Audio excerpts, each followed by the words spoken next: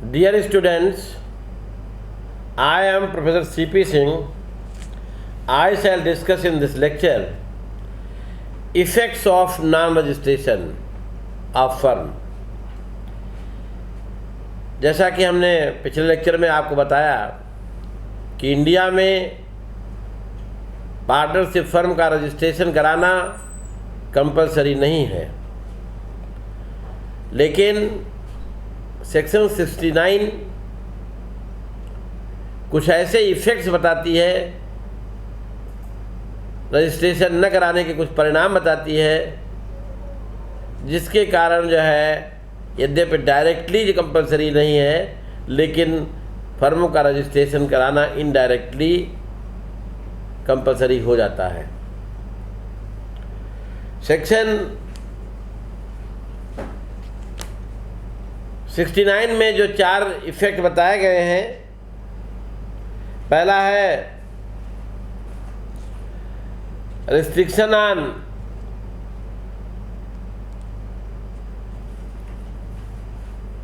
File the suit against other partners of the firm and the firm, यानी पारस्परिक वाद लाने पर रोक, प्रतिबंध। Second, restriction on file A suit against third parties, third parties पर जो है पर व्यक्तियों पर वाद लाने पर रोक। रिस्ट्रिक्शन ऑन सेट ऑफ, प्रतिदावा या मुजराई के दावे पर रोक। Restriction on arbitration proceedings, section में अदर प्रोसीडिंग्स वर्ड दिया हुआ है, तो उसमें आर्बिट्रेशन प्रोसीडिंग्स को भी इंक्लूड किया गया है। तो 4 तरीके के जो है ऐसे अनरजिस्टर्ड फर्म पर डिसेबिलिटीज सेक्शन 69 लगाती है या प्रतिबंध लगाती है, रोक लगाती है, जिनके कारण जो है फर्मों का रजिस्ट्रेशन कराना कंपलसरी हो जाता है। यद्यपि फर्मों का रजिस्ट्रेशन कराना कंपलसरी नहीं है, ऑप्शनल है। पहला है भागीदारों में, पार्टनर्स में पारस्परिक वाद लाने पर रोक, प्रतिबंध। सेक्शन 69 की सबसेक्शन 1 ये प्राविजन करती है कि ऐसी फर्म जो रजिस्टर्ड नहीं है, उसका कोई भी पार्टनर न तो किसी प्रेजेंट कोर्ट पार्टनर के साथ के अगेंस्ट और न ही किसी पास्ट को पार्टनर के अगेंस्ट, ना ही फर्म पर भागीदारी या पार्टनरशिप एक्ट द्वारा जो राइट्स मिले हुए हैं उनको इन्फोर्समेंट कराने के लिए, या पार्टनरशिप डीड में जो पार्टनर्स को राइट मिले हुए हैं उनको इन्फोर्स करने के लिए सूट ला सकता है। यानी यदि फर्म रजिस्टर्ड नहीं है, भागीदारी विलेख में, पार्टनरशिप डीड में आपको जो अधिकार अपने सहभागीदार के अगेंस्ट या फर्म के अगेंस्ट प्राप्त थे या अधिनियम द्वारा जो प्राप्त हैं, उनको लागू कराने के लिए आप न्यायालय नहीं जा सकते। वहां जाने पर आपका वाद खारिज कर दिया जाएगा। फॉर एग्जाम्पल, ए, बी और सी 3 लोग आयुष ला एजेंसी नामक फर्म के नाम से व्यापार करते हैं, लेकिन फर्म रजिस्टर्ड नहीं है। बी को फर्म से निकाल दिया जाता है, बी को फर्म से बी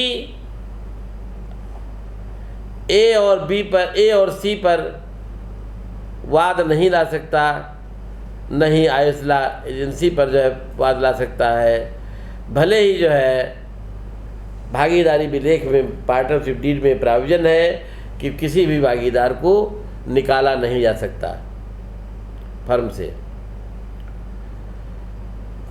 हाँ, क्यों नहीं बात ला सकते? क्योंकि 69 की सब सेक्शन ये प्राविजन करती है कि अनरजिस्टर्ड फर्म न तो प्रेजेंट पार्टनर के अगेंस्ट और न ही पास्ट पार्टनर के अगेंस्ट कोई, ना ही फर्म पर कोई सूट जो उसे पार्टनरशिप एक्ट द्वारा मिला हुआ है ऐसे अधिकार को लागू कराने के लिए, या पार्टनरशिप डीड द्वारा कोई अधिकार मिला हुआ उसे लागू कराने के लिए वाद नहीं ला सकता। वो केवल डिसॉल्व फर्म से अपने हिस्से तथा लाभ की वसूली के लिए सूट फाइल कर सकता है। तो कहने का मतलब ये है कि अनरजिस्टर्ड पर ये जो है सबसे बड़ी डिसेबिलिटी है कि वो भागीदारी अधिनियम द्वारा प्राप्त, पार्टनरशिप एक्ट द्वारा प्राप्त, पार्टनरशिप डीड द्वारा प्राप्त अधिकारों को इन्फोर्स कराने के लिए न तो जो है किसी प्रेजेंट पार्टनर के अगेंस्ट और न ही पास्ट पार्टनर के अगेंस्ट, ना ही फर्म के अगेंस्ट कोई सूट फाइल कर सकता है जो अधिकार उसे जो है पार्टनरशिप डीड द्वारा या पार्टनरशिप एक्ट द्वारा मिले हुए थे। सेकेंड, हाँ ये अलग की बात है, पार्टनरशिप एक्ट से या पार्टनरशिप डीड से कोई भिन्न एग्रीमेंट है, हटकर कोई एग्रीमेंट किया है तो उसे लागू कराया जा सकता है भले ही फर्म रजिस्टर्ड न हो। इस पर एक केस हमें मिलता है मोहम्मद खां और से तुरुप मोहम्मद का, AIR 1953 का, मैसूर हाई कोर्ट का। इस केस में दो किराएदार थे ए और बी, जिन्होंने जो है आपस में एक टैक्स मिल करके टैक्सी चलाने का व्यापार करने का निर्णय लिया, करार किया। टैक्सी खरीदने में 3,000 रुपया ए ने और 5,500 रुपया बी ने खर्च किया। कुछ दिन अभी टैक्सी चलाई थी, कुछ दिन व्यापार चला था, ए ने बी की कंसेंट के बिना वो टैक्सी 8,500 में सेल कर दी, बेच दिया 8,500 में। ए ने जब अपोज किया, विरोध किया, अपना कंटेस्ट किया, तो उसे बी जो है बी ने, तो ए ने कहा कि उसको 3,000 रुपये लौटा देंगे।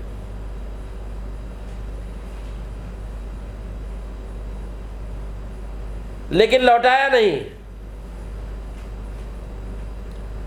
अब अग्रीड पार्टी ने, जिसका पैसा नहीं मिला, उसने मुकदमा किया।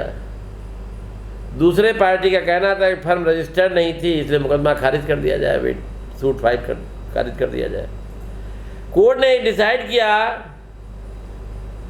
कि रुपया लौटाने का करार जो था, ये बाद वाला जो करार हुआ था कि हम 3,000 रुपया लौटा देंगे, ये पार्टनरशिप डीड से हटकर था, पार्टनरशिप से संबंधित नहीं था, भागीदारी करार से अलग था, इसलिए जो है इसे इस आधार पर खारिज नहीं किया जा सकता कि फर्म रजिस्टर्ड नहीं थी। सेकेंड, अनरजिस्टर्ड फर्म जो है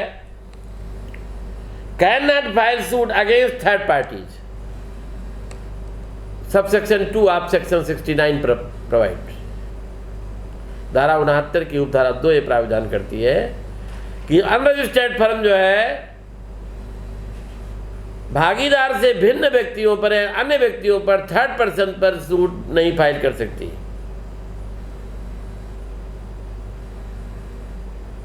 सबसेक्शन 2 के अनुसार सेक्शन 69, कोई अनरजिस्टर्ड फर्म किसी एग्रीमेंट से उत्पन्न किसी राइट्स के लिए किसी थर्ड पर्सन पर सूट नहीं फाइल कर सकती।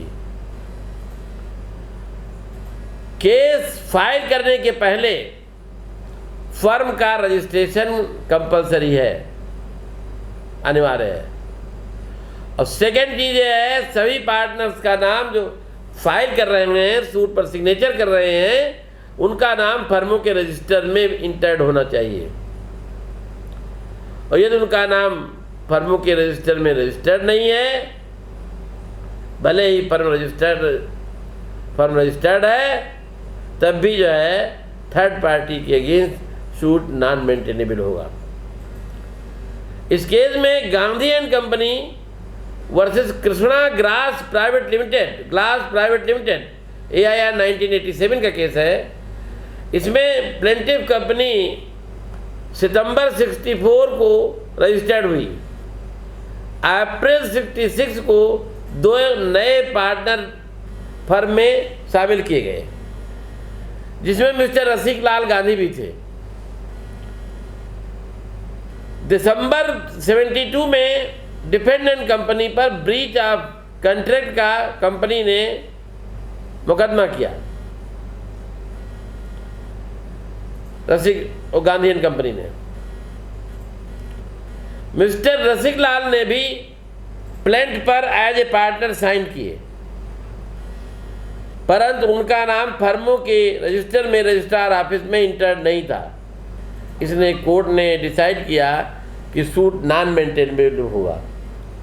यहीं पर यदि इनका नाम फर्मों के रजिस्टर में रसिक लाल गांधी का, जिन्होंने प्लेंट पर सिग्नेचर किया था, फर्मों के रजिस्टर में भी दर्ज हो गया होता, तो जो है मुकदमा मेंटेनेबल होता, नॉन मेंटेनेबल नहीं होता।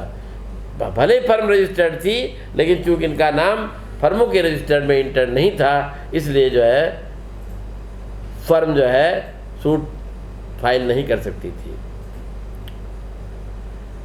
Oriental fire and general insurance company limited versus union of India AIR 1991 के केस में ये कहा गया है कि अनरजिस्टर्ड फर्म ने, इस केस में जो है एक अनरजिस्टर्ड फर्म ने इंश्योरेंस कंपनी पर सूट फाइल किया था। डिसाइड किया हुआ कि सूट नॉन मेंटेनेबल था, क्योंकि फर्म अनरजिस्टर्ड थी। इसी प्रकार जो है Tata town investments corporation Subramaniam and others AIR 2002 के केस में एक अनरजिस्टर्ड फर्म की ओर से आउटसाइडर पर केस फाइल किया गया था।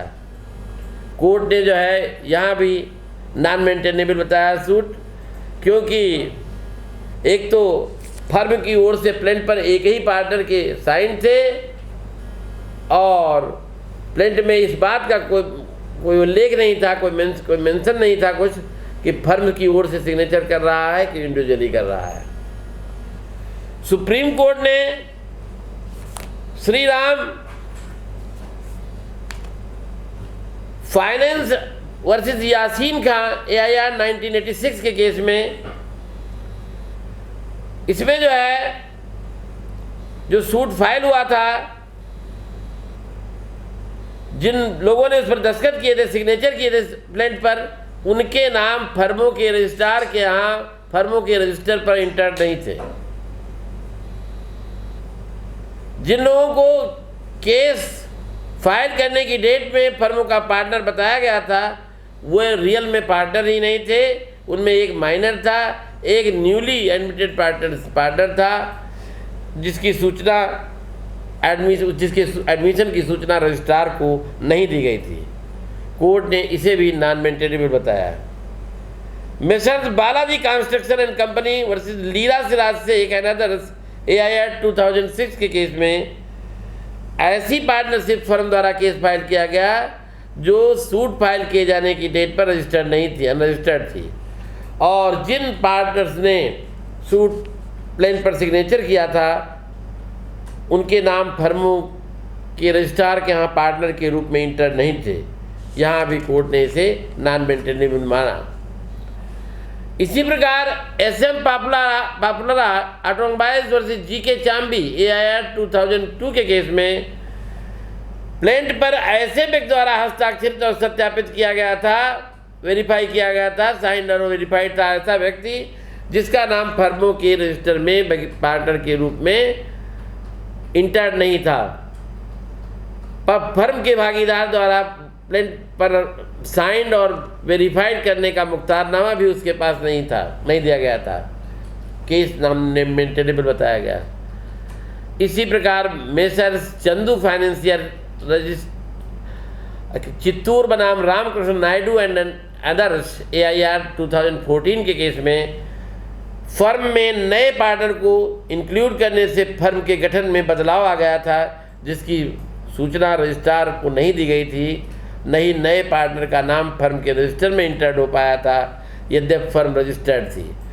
नए पार्टनर द्वारा किया गया जो फाइल किया गया केस कोर्ट ने नॉन मेंटेनेबल बताया। कहने का मतलब फर्म तो रजिस्टर्ड थी, लेकिन कुछ लोग फर्म में इंक्लूड किए गए, शामिल किए गए, एडमिट किए गए, जिनकी सूचना रजिस्ट्रार को नहीं दी गई और उनका नाम फर्मों के रजिस्टर में इंटर नहीं हो पाया। इसलिए जो है फर्म उनके द्वारा किया गया मुकदमा नॉन मेंटेनेबल बताया, खारिज कर दिया गया। अब सवाल यह उठता है, क्या during the suit, during the case यदि रजिस्ट्रेशन फर्म का करा लिया जाता है तो क्या फर्म जो है ये डिसेबिलिटी खत्म हो जाएगी? यहां मैं आपको स्पष्ट कर दूं कि मुकदमा दायर करने के पहले फर्म का रजिस्ट्रेशन होना कंपलसरी है, अनिवार्य है। यदि केस दायर करने के बाद फर्म का रजिस्ट्रेशन कराया गया है तो फर्म रजिस्टर्ड न कराने की कमी इस आधार पर पूरी नहीं मानी जाएगी कि केस के दौरान फर्म का रजिस्ट्रेशन तो हो गया है था। VS Pillai versus messrs RS Vastrad and company AIR 1990 के केस में फर्म का रजिस्ट्रेशन केस दायर करने के बाद किंतु सुनवाई के पूर्व करा लिया गया था। हियरिंग नहीं हुई थी लेकिन केस फाइल कर दिया गया, इस दौरान कराया गया ड्यूरिंग द ट्रायल। ये डिसाइड हुआ कि मुकदमा खारिज किए जाने योग्य था, क्योंकि रजिस्ट्रेशन फर्म का सूट फाइल करने के बाद कराया गया था और सूट फाइल करने के बाद कराया गया रजिस्ट्रेशन 69 की सबसेक्शन 2 में जो डिसेबिलिटी है वो समाप्त नहीं हो जाती। किंतु यदि केस दायर करने के पूर्व फर्म का रजिस्ट्रेशन करवा लिया गया है तो वाद चलने योग्य व मेंटेनेबल होगा, भले ही रजिस्ट्रेशन वाद हेतु उत्पन्न करने के बाद, काज ऑफ एक्शन उत्पन्न होने के बाद कराया गया हो। उत्तर प्रदेश राज्य वर्सेस हामिद खान ब्रदर्स का केस है AIR 1986 का। कहने का मतलब है कि यदि सूट फाइल करने के पहले रजिस्ट्रेशन करवा लिया गया है, भले ही जो है काज ऑफ एक्शन जब अराइज हुआ उस तारीख पर फर्म रजिस्टर्ड नहीं थी, लेकिन यदि बाद में करा लिया गया है, उसके बाद सूट फाइल किया गया है, तो ये मेंटेनेबल होगा, नॉन मेंटेनेबल नहीं होगा। तो कहने का मतलब यह है कि जो आउटसाइडर हैं अनरजिस्टर्ड फर्म पर केस ला सकते हैं, परंतु अनरजिस्टर्ड फर्म बाहरी व्यक्तियों पर सूट फाइल नहीं कर सकती। थर्ड डिसेबिलिटी है प्रतिसाधन या मुजराई के दावे पर रोक, रिस्ट्रिक्शन ऑन सेट ऑफ। प्रतिदावा, प्रतिसाधन, सेक्शन 69 की सब सेक्शन 3 सेट ऑफ यानी प्रतिदावा पर भी रोक लगाती है। दावा का मतलब, प्रतिदावा का मतलब है जिससे आपने पैसा उधार लिया है और आपका भी पैसा उस पर कुछ क्लेम है, आपका भी पैसा उस पर बकाया है, तो आप ये नहीं कह सकते हम आपको उतना ही लौटाऊंगा जितना कि आपके द्वारा लिया गया लोन माइनस मेरे द्वारा लिया गया लोन माइनस जो है आपके द्वारा दिया गया लोन ही जो है वापस किया जाएगा। हम वो पैसा, कहने का मतलब है सेट ऑफ नहीं कर सकते। सपोज कीजिए कि आप एक एजेंसी है, आकाश ला एजेंसी, आप उसके पार्टनर हैं, आप पर दूसरी रमेश ला एजेंसी का पैसा 25,000 बकाया है, आप पर, और आपका पैसा भी 10,000 रमेश लॉ एजेंसी पर बकाया है। तो आपका पैसा 10,000 उस पर है, रमेश लॉ एजेंसी पर, और रमेश लॉ का 25,000 आपकी एजेंसी पर है। तो आप ये नहीं कह सकते कि हम 15,000 देंगे, 10,000 रुपये अपना काट लेंगे या समायोजित कर लेंगे, एडजस्ट कर लेंगे। तो प्रति दावे पर रोक है, इसलिए आप ऐसा नहीं कर सकते। फिर लास्ट में है restriction on other proceedings, section 69 की सब सेक्शन 3। अधिनियम की धारा पार्टनरशिप एक्ट की सेक्शन 69 सब सेक्शन 3 प्रति दावे मुजराई के दावे पर रोक लगाने के साथ साथ अदर प्रोसीडिंग्स पर जो है रोक लगाती है। अदर प्रोसीडिंग बड़ा वाइड वर्ड है। वेरियस हाई कोर्ट ने इस विषय पर जो है जो डिफरेंट ओपिनियन थी कि आर्बिट्रेशन कार्य की जो प्रोसीडिंग्स है वो अदर प्रोसीडिंग्स में इंक्लूड है कि नहीं। सुप्रीम कोर्ट ने जगदीश चंद्र वर्सेस कजारिया ट्रेडर्स AIR 1964 के केस में इस डिफरेंस को समाप्त कर दिया है। हुआ एक इस फैक्ट से केस थे, जगदीश चंद्र और कजारिया दो व्यक्ति पार्टनर थे एक फर्म में। पार्टनरशिप डीड में के क्लाज में एक प्रोविजन था, यदि कोई जो है फर्म से रिलेटेड कोई डिस्प्यूट अराइज होता है तो आर्बिट्रेशन को सौंप दिया जाएगा, रेफर कर दिया जाएगा। किसी मामले में दोनों का डिफरेंस हो गया। कंपनी की ओर से मिस्टर कोल्हा को आर्बिट्रेटर अपॉइंट कर दिया गया।